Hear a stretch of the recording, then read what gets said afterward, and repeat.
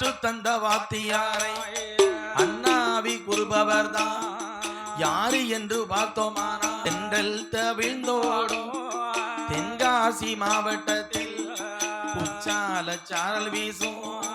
குளிந்த தென்றல் பறந்தோடும் பருவமழை பொய்த்தாலும் பண்போழி பொய்க்காதையா மாநிலமும் வேறு பெற்ற